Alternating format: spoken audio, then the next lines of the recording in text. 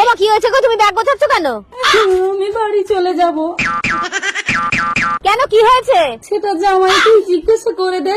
এই কি হয়েছে গো? আরে তোমার মা বাথরুমে স্নান করছিল, আমি মনে করেছি তুমি, দরজা ভেঙে ভেতরে ঢুকে গেছিলাম।